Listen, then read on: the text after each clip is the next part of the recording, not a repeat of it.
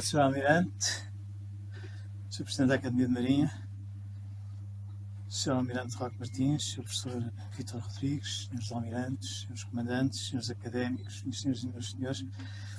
É uma alegria voltar a estar aqui neste espaço. Neste caso concreto, pensei que era meu dever estar durante o ano de 2019 aqui a falar de Melville, porque sendo eu, digamos, alguém que tem passado algum tempo a trabalhar a obra de Melville, inclusivamente a traduzi-la, no ano em que se assinalam os 200 anos do seu nascimento, depois de ter estado também já na Academia de História, depois de ter participado em vários congressos, achei que era meu dever estar aqui neste espaço também para assinalar os 200 anos do seu aniversário. Eu começo por uma breve explicitação, que será também uma meditação sobre, em torno das 3 palavras nucleares desta palestra. São elas insólita, epopeia e americana. Observemos, portanto, a primeira destas palavras, insólita. Muita da nossa percepção da realidade americana passa pela sua representação no tecido fílmico, que ao longo de várias gerações foi formando ou deformando o nosso olhar sobre aquilo a que nos habituámos a conhecer como América, aspecto a que regressarei mais adiante, mas que rigorosamente se designa Estados Unidos da América. Significa isto que estamos, portanto, desde logo perante algo que é construído ou que chega através de nós, muitas vezes através de abordagens estéticas, por muito vacilantes que estas o sejam. Abordagens estéticas e, consequentemente, abordagens subjetivas. Alguns de vós lembrar-se-ão, porventura, de um filme do início deste século, mais recente, mais concretamente 2005, intitulado O Novo Mundo. Filme este realizado por Terrence Malick, autor do célebre Árvore da Vida, e conhecido pela sua idiosincrática assinatura estética. Este filme evoca um dos episódios que mais penetrou no nosso imaginário, o da fundação da colónia de Jamestown, na Virgínia, por John Smith, que corria o ano de 1606. Esse ato no nosso imaginário não se deve tanto ao seu fundador, mas sim ao encontro amoroso entre um dos membros dessa comunidade, John Rolfe, e uma jovem nativa chamada Pocahontas, da tribo Powhatan. Através esta incursão no espaço do Novo Mundo ocorre num movimento no sentido de leste para oeste e corresponderá ao percurso mais genérico da implantação anglo-saxónica que naquele espaço conhecerá um dos seus momentos mais emblemáticos na fundação da colónia de Plymouth, naquela que virá a ser conhecida como Nova Inglaterra. Isto ocorreu por parte de um grupo de peregrinos que ali chegou após ter cruzado o oceano no Mayflower. Um dos grandes equívocos por parte dos europeus e porventura de outros sobre os Estados Unidos será o da identificação deste grupo com os puritanos. Aliás, permitam-me deixar aqui um pouco brevemente o texto para vos dizer que já há bastantes anos eu estava no consultório à espera de chegar o meu momento de entrar no dentista e que me peguei numa revista que entretanto já desapareceu, em cujo editorial um dos chamados opinion makers da nossa praça tinha esta expressão que eu jamais esqueci, que era a seguinte: os puritanos Quakers do Mayflower. E que é de facto notável porque em 3 palavras consegue dizer, incorrer uma série de disparates. Eu não digo de incorreções, são radicalmente disparates. Porque os Quakers, que aliás foi um Quaker que fundou a Pensilvânia, como sabem, eram essencialmente, ainda ou são, pacifistas, tinham uma política de aproximação com os nativos completamente diferente dos puritanos. Portanto, o que este senhor fez foi dizer que confundir protestantes, portanto, e que, obviamente, para uma cultura essencialmente católica como a nossa, temos alguma dificuldade em perceber os matizes das culturas protestantes, ele confundiu protestantes com puritanos.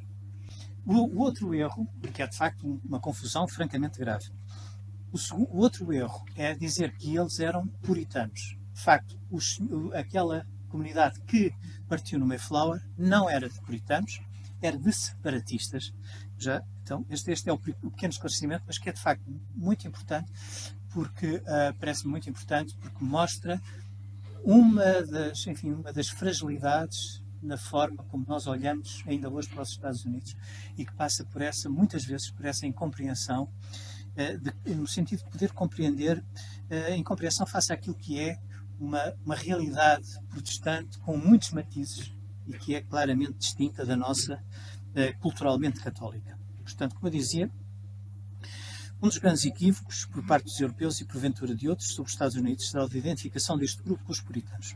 Com efeito, este é um grupo que se autodesignava de separatistas, face à postura que assumiam relativamente à Igreja de Inglaterra, de matiz protestante, nascida após o cisma henriquino, no século XVI.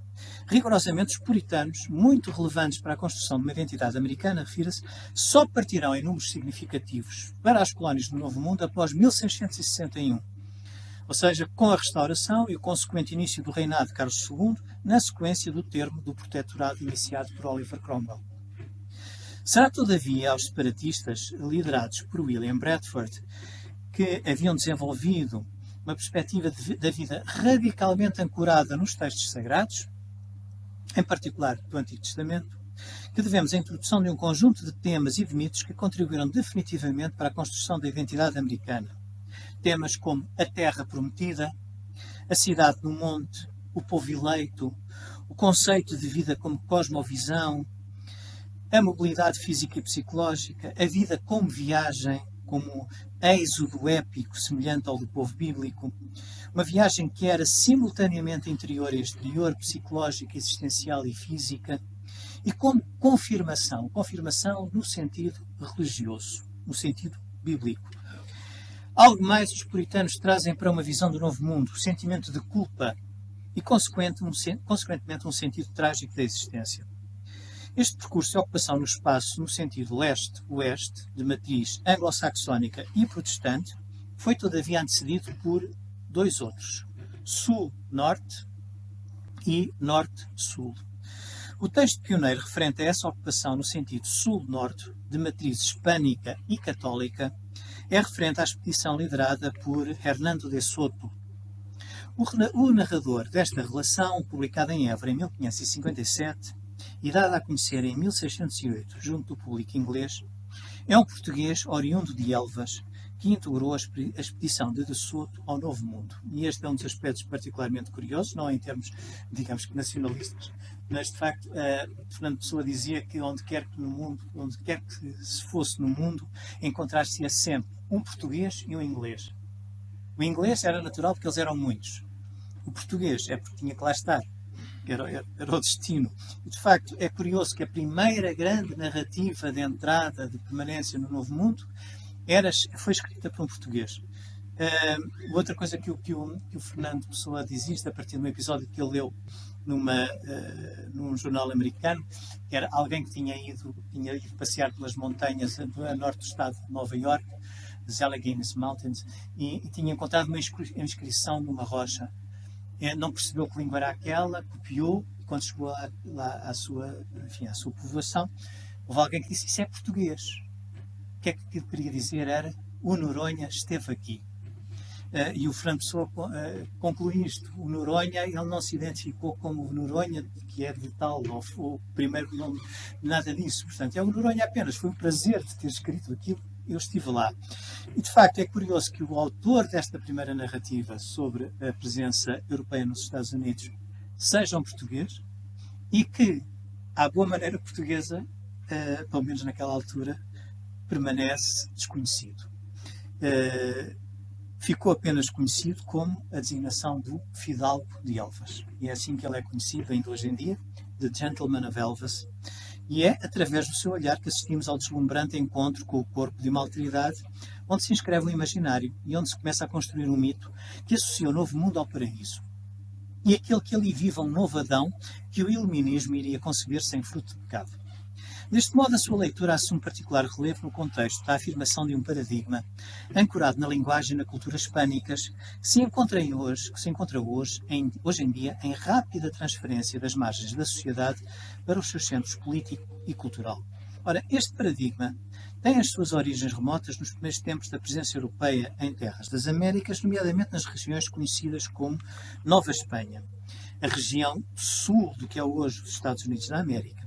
Esta fronteira varreu como um grande arco de bússola da Flórida no Atlântico ao longo da costa do Golfo para o Texas, Novo México e Califórnia. Esforços colonizadores, como os de Ponce de León, em 1512, foram destinados a assegurar esta fronteira. Em 1536, alguns anos depois de Ponce de León, Álvaro Núñez Cabeça de Vaca viajaria mais a norte. Situar-se-iam aí as 7 cidades douradas de Cíbola e Quivira, onde o rei fazia acesso à sombra de uma árvore de cimos dourados. Esses mitos inebriantes, baseados em nada mais firmes que os pueblos de adobe do Novo México, enviavam Coronado para o norte, como o Kansas moderno, e deixavam Cabrillo navegando pela primeira vez ao longo da costa da Califórnia moderna. Em 1517, Hernando de Soto deixa Santa Maria, com destino àquela que um certo imaginário identificava como sendo a cidade do ouro, conhecida como Dabaibe. Esta cidade, alguns nas rotas do ouro entre as minas do Peru e da Colômbia e o Panamá e a Costa Rica, pode ter estado na origem do mito do Eldorado, junto dos povos europeus. De Dabaibe e dos seus palácios suntuosos não foram, todavia, encontrados vestígios alguns.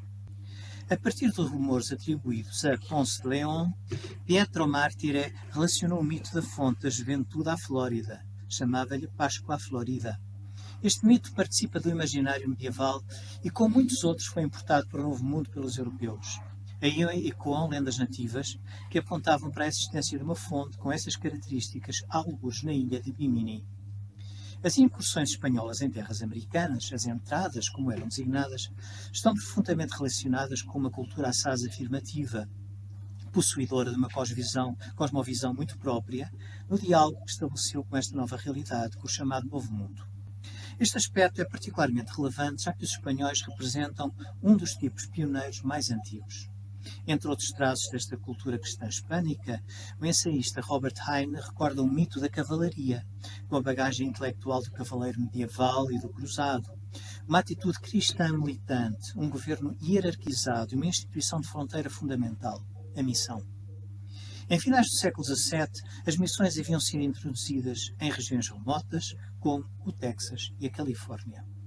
O percurso norte-sul será objeto da obra pioneira de um francês, Samuel de Champlain, através de 2 obras, Breve Discurso e As Viagens ao Grande Rio São Lourenço, 1608-1612. Estas narrativas são bastante posteriores à do Fidalgo, centrando-se em viagens que decorreram já no século XVII, entre 1604 e 1618. Enquanto a entrada de De Soto ocorreu a sul, a primeira incursão deste francês pelo continente americano iria ter lugar mais a norte, na altura, em 1599, quando alcançou a cidade do México. A viagem seria por ele registada em Breve Discurso. 4 anos depois, tentará repetir a expedição no Rio São Lourenço, levada a cabo por Cartier, entre 1534 e 35. Para além de explorar a região em torno deste rio, participaria na fundação da cidade do Quebec. Devido ao seu envolvimento no negócio das peles, manteria contactos com a nação Huron, ao lado da qual ficaria nos conflitos desta com a nação iroquesa.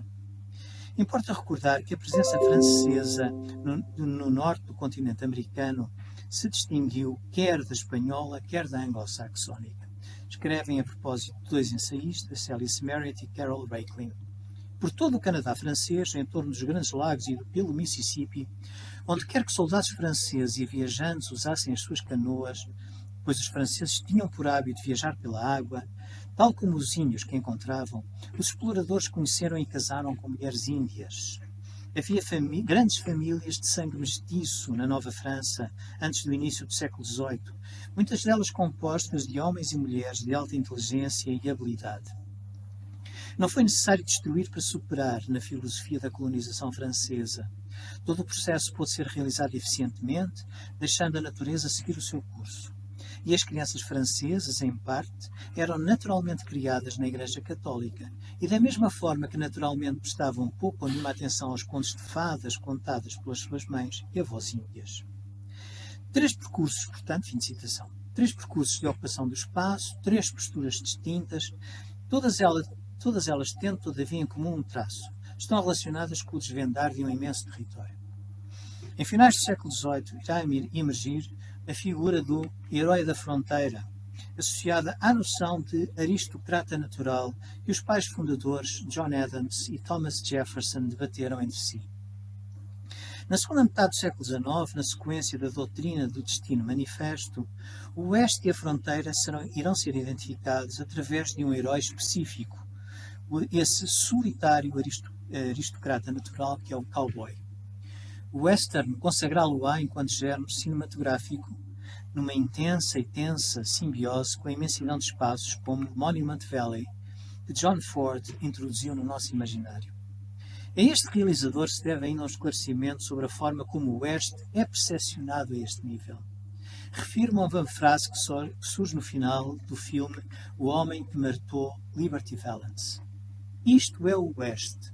Quando o facto se transforma em lenda, publica a lenda. Concluímos que a miúdo se confunde imaginário com realidade, ficção com facto, e que a epopeia se escreve sempre num percurso para o interior. Ora, quando em meados do século XIX Herman Melville radica Moby Dick, a sua epopeia, num percurso de fuga para o mar, ele está assim a optar por um percurso insólito. Está esclarecida, portanto, enfim, ao fim destes minutos consegui esclarecer a primeira palavra do título desta palestra. A segunda palavra, a epopeia, é inerente a este percurso, visto a ocupação significar sempre o confronto com uma natureza hostil e com a existência de povos que precederam os colonos naqueles espaços. Tal pressupõe, portanto, uma postura ativa, determinada, que ao sobrepor obstáculos que à partida se afiguram intransponíveis, se configura como sendo épica. A terceira palavra, americana, radica, como sabemos, em Américo Vespuccio. No entanto, o seu uso aplicado a este segmento do Novo Mundo surge muito antes da Declaração da Independência. Lembra Sack van Berkowitz em Rites of Ascent, uma obra fascinante sobre o legado puritano na América contemporânea, que não foi por acaso que foram os teocratas da Nova Inglaterra os primeiros a usar a palavra americano para se referirem aos imigrantes europeus habitantes do continente. O famoso puritano, Cotton Mather, consagra em 1702 esta designação nessa fusão de história com retórica religiosa que designou Magnalia Christi Americana. Quando em 1775 Samuel Johnson se refere aos habitantes das colónias ingleses como americanos, existe já, portanto, toda uma tradição nesse sentido. Transitemos então para essa insólita epopeia americana que é Moby Dick. Publicada em 1851, Moby Dick prossegue o tópico da viagem marítima central nos romances anteriores do seu autor. Herman Melville, com obras como Typee, Omoo, White Jacket ou Redburn, graças aos quais obtivera reconhecimento como escritor e uma inevitável filiação no subgénero, a narrativa de viagens. Todos eles romances passados no mar. Com Moby Dick, Melville recuperará tradições, tópicos e convenções do género, elevando a narrativa de viagens para um plano nunca antes visto de realização épica. Vejamos como. Comecemos pela linguagem. Call me Ishmael. Podem chamar-me Ismael. É a expressão famosa, ou chamai-me Ismael. É a expressão famosa, inúmeras vezes citada e evocada, com a qual se inicia o primeiro capítulo de Moby Dick. Através dela, abre-se um espaço de diálogo com o leitor e uma filiação do narrador na tradição judaico-cristã. Ismael apela a uma viagem, a palavra Ismael, o nome Ismael, apela a uma viagem nossa, na memória coletiva, que o identificará com marginalização e com a incessante inevitável deambulação no espaço, os ismaelitas bíblicos, Gênesis 16 a 25. E Ismael não trairá a expectativa criada por essa filiação ao percorrer o espaço no Piquote, ao participar na viagem do coletivo em busca da baleia branca. Ismael é deste modo o narrador, uma personagem que, não sendo o protagonista, é devedora de traços míticos americanos, com uma dimensão adâmica. Este aspecto da dimensão adâmica é muito interessante porque nos textos iluministas do século XVIII nós encontramos muitas das vezes aqueles autores a dizerem que quando vens para a América nós não te perguntamos de onde é que vens, apenas perguntamos para onde é que queres ir. E a questão da própria nomeação é importante. A pessoa chega lá e muda de nome, se quiser. Portanto, o nome fica para trás. É como se a pessoa começasse de novo. O caso, enfim, temos sempre aquele caso que o cinema nos transmite do o jovem Vito, que vinha da aldeia chamada Corleone, e, portanto, fica Vito Corleone, nesse caso, sem ser por opção sua. Portanto, este aspecto é de facto muito interessante, porque tem a ver com a disponibilidade para começar de novo, a disponibilidade de um viajante para desvendar novos caminhos. Há um episódio que eu não resisto a contar-vos e que tem a ver com, que me foi contado por um colega já há muitos anos, colega da Faculdade de Letras já há muitos anos, e que é a de um professor universitário americano que aos 70 anos se jubilou e recebeu um convite. Ele trabalhava na costa leste, e recebeu um convite de uma universidade para ir começar um novo departamento na sua área das literaturas na costa oeste. E aos 70 anos esse homem pegou em uns caminhões de tiro. Aliás, teve um azar porque havia uma série de caixotes que estavam à porta e passou o caminhão de lixo e levou aquilo, foi tudo reciclado.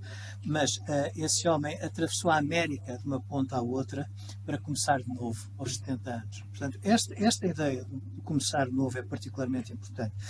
E isto é algo que a personagem Ismael encarna neste livro, que, como qualquer outro americano na retórica iluminista, ele começa de novo. Ora, através dele, o seu olhar, nós vemos representada a vertente épica que eu mencionei no título. Por seu turno, o Pequod, cujo nome é solo americano, e num tempo algo mítico, visto enviar para uma cultura arcaica que só persiste agora na memória. No capítulo 16, o narrador explicita este referente simultaneamente apelando à memória histórica do seu leitor. Ele diz: Pequod, you will no doubt remember, was the name of a celebrated tribe of Massachusetts Indians, now extinct as the ancient Medes. Nesse microcosmo é afinal a América, nas suas contribuições e diversidades, tanto étnicas como religiosas, e nas diferentes memórias coletivas, esse melting pot que Melville está a representar. É no seu sangue que encontramos, entre outras nacionalidades ou etnias, um marinheiro português e um marinheiro açoriano. Uma curiosa distinção, refira-se.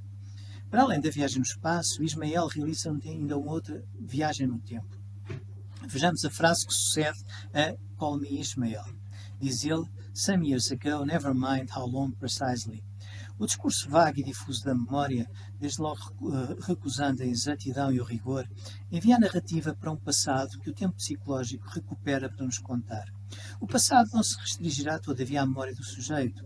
Mais adiante, Ismael afirmará com a ironia que caracteriza a sua intervenção inicial.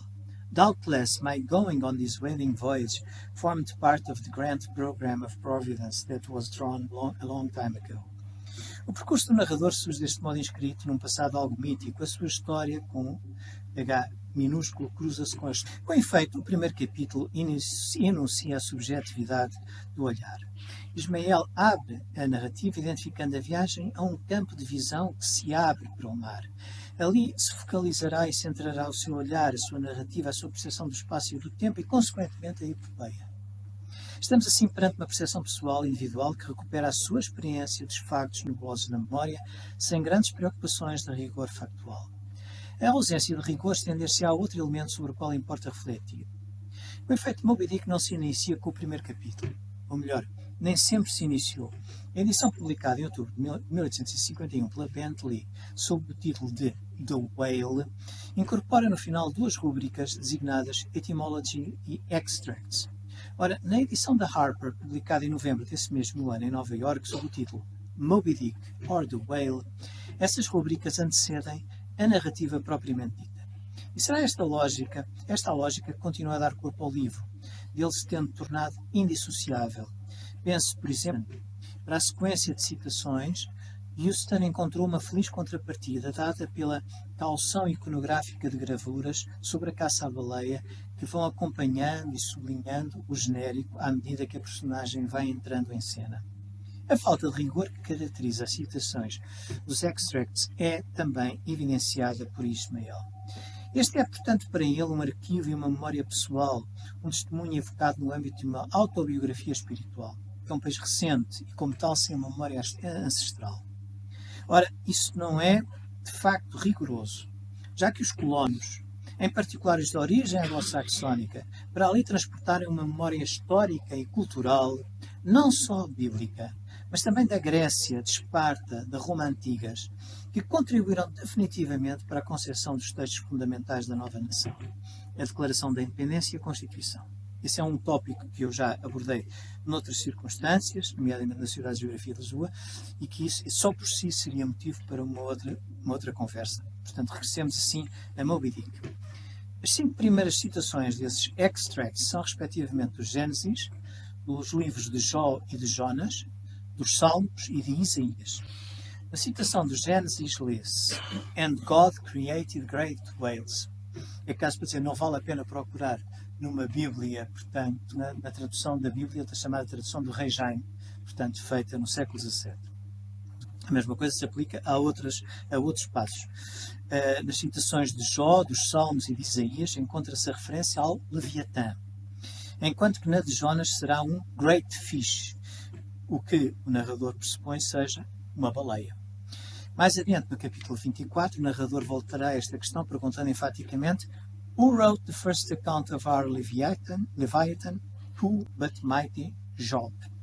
Afinal, ao surgir na Bíblia e nos Gênesis em particular, naquele que não é só o primeiro livro, mas também o livro do princípio, a baleia revela-se aos olhos do leitor como um ser que, desde a criação, desde o início dos tempos, percorre a nossa tradição judaico-cristã, percorre a história.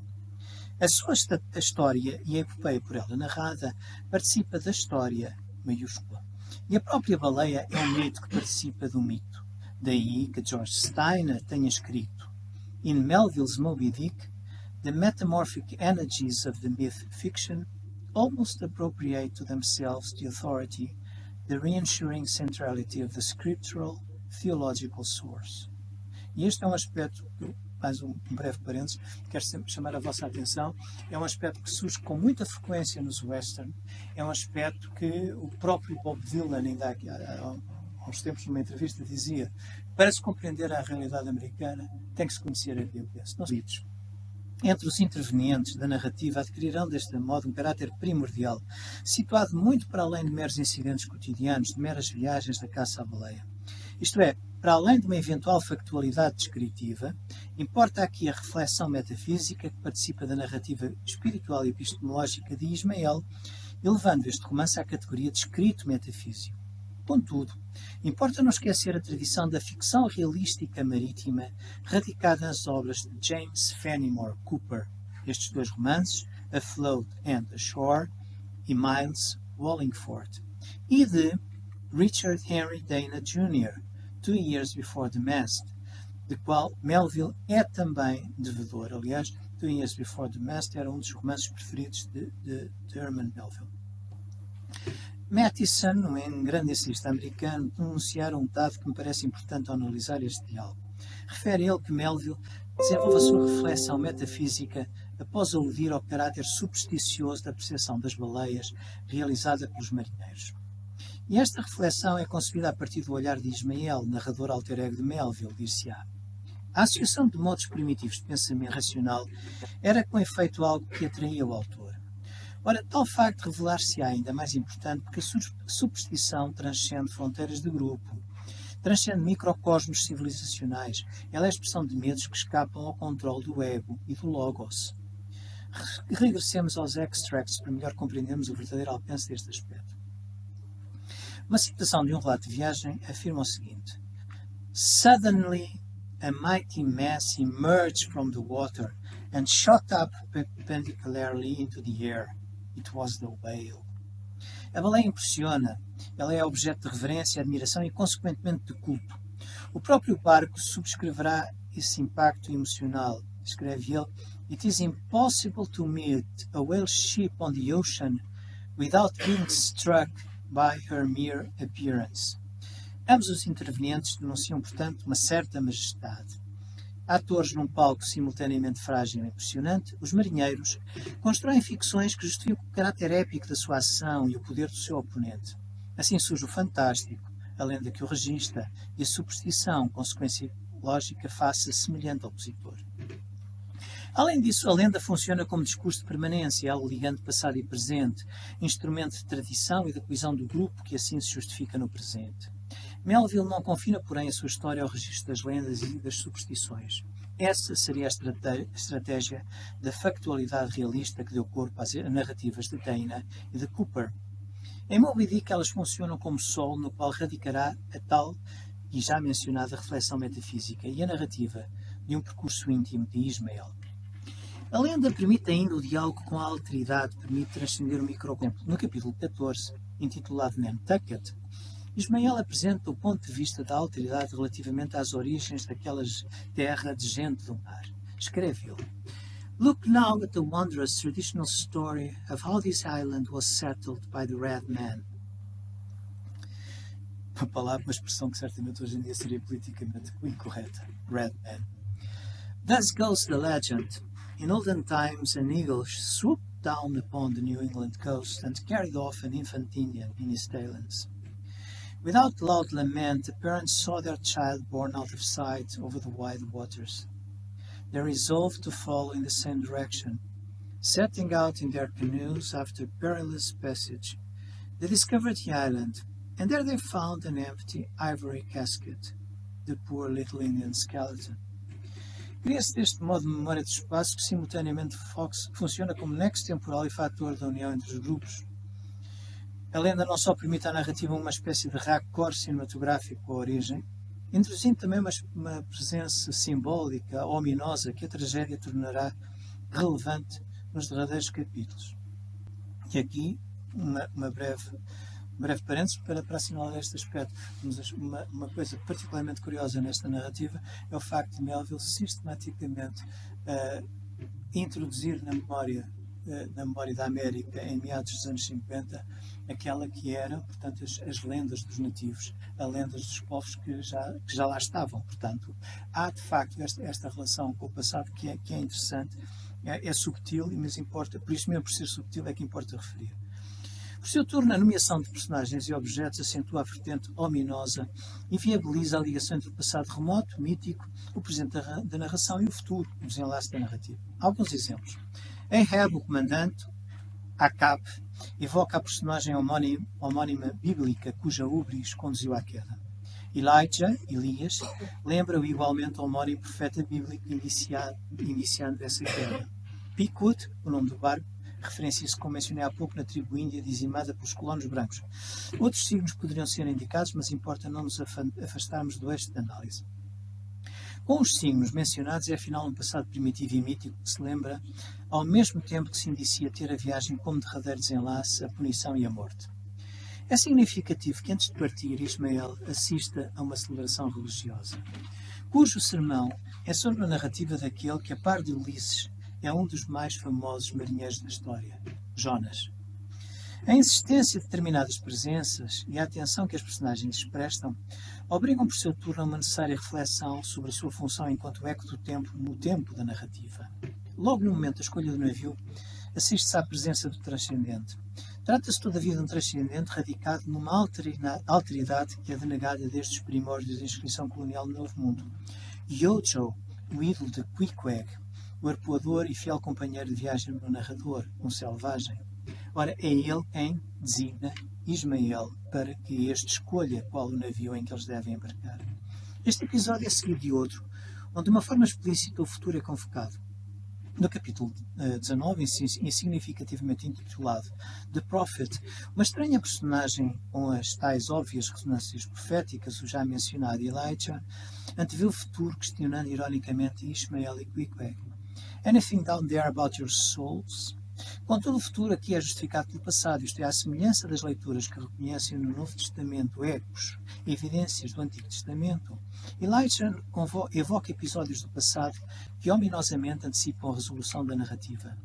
Nothing about that thing that happened to him, Ahab, off Cape Horn, long ago, when he lay like dead for 3 days and nights. Nothing about that deadly scrimmage with the Spaniard before the altar in Santa, and nothing about his losing his leg last voyage, according to the prophecy. Não se trata, portanto, apenas de uma profecia relativamente ao futuro, mas também de outra profecia que já se realizara.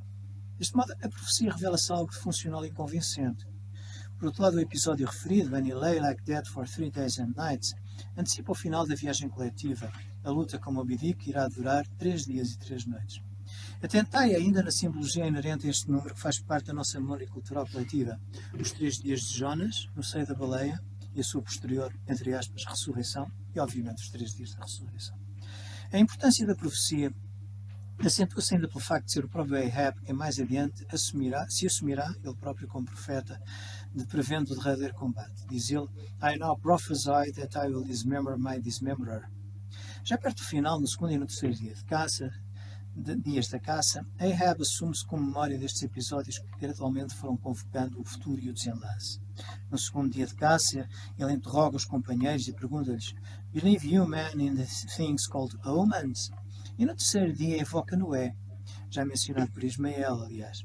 E assim sintetiza toda a viagem que a sua vida é e todo o seu passado, presente e futuro. Diz ele, Let me have one more good round look aloft here at the sea. There's time for that. An old sight, and yet somehow so young. Hey, and not changed a wing since I first saw it, a boy, from the sand hills of Nantucket. The same to Noah as to me. O olhar de Ahab ecoa no final de Ismael, no início da narrativa. Trata-se com efeito de um notável jogo de espelhos que Melville nos propõe neste discurso de permanência fixado no tempo do mar. Nuclear a narrativa, o espaço, o mar, participa afinal da dimensão primitiva e mítica anteriormente focada. Mas o espaço não surge como objeto em si, como mero signo associado à viagem. Ele é também repositório da memória, nomeadamente da epopeia épica que ao longo dos tempos nele se inscreveu e da qual Moby Dick participa. Neste nível, como tive a oportunidade de desenvolver no congresso promovido por esta academia no Dia da Marinha, que este ano se realizou na Faculdade de Letras da Universidade de Coimbra, assume particular relevância para Melville, o legado português. Deixo-vos, por isso, apenas um exemplo importante para esta singular epopeia. Refiro-me ao passo seguinte do capítulo 58, onde Ahab afirma The first boat we read of floated on an ocean that with the Portuguese vengeance had whelmed the whole world without leaving so much as a widow. That same ocean rolls now, that same ocean destroyed the wrecked ships of last year. Yeah, foolish mortals, Noah's flood is not yet subsided. 2/3 of the fair world it yet covers. Como na altura referia, em Coimbra, Melville considerava que os portugueses teriam sido os autores da grande epopeia marítima, da qual a caça à baleia coeva seria herdeira. No mar interseccionam-se assim não só um passado mítico de uma punição que persiste ainda no presente, mas também as epopeias passadas e também elas portadoras de uma significação mítica, entre as quais se destacará dos portugueses. A epopeia a narrar escreve-se como tal sobre a vasta memória de uma civilização. A par de um tempo marcado pela subjetividade, do percurso pessoal de Ismael, selecionando eventos, alinhando percurso e evidenciando leitores peculiares como a da simbologia do branco, desvendando uma narrativa na sua memória enquanto sujeito, surge afinal um tempo que, embora transcendendo diversos incidentes individuais, com eles se cruza. E será neste cruzamento que se inicia uma reflexão sobre a dimensão trágica da existência, da prevalência do destino, ou do acaso enquanto categorias operatórias através das quais ocorre o diálogo do sujeito com a realidade.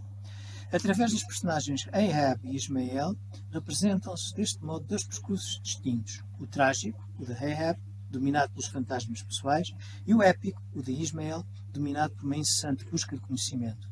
O de Ahab conduz à queda, o de Ismael, salvo por um navio que procurava um náufrago seu, conduz à narrativa. O próprio epílogo, tomando como epígrafe um célebre passo do livro de Jó, 1:15, apenas eu escapei para vos contar, reitera a centralidade da memória bíblica nesta obra e no percurso das personagens. Aproximo, portanto, do fim.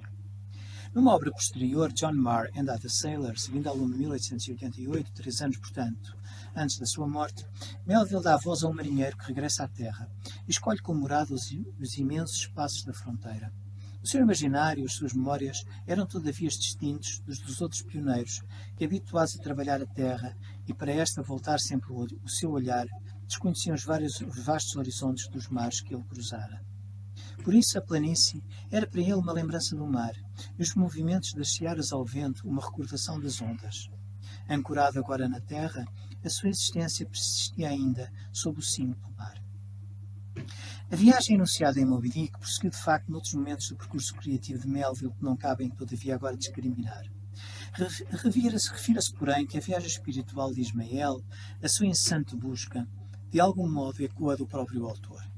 E sobre este, para concluir, devo recordar as palavras do escritor Nathaniel Hawthorne, a quem Melville dedicou Moby Dick.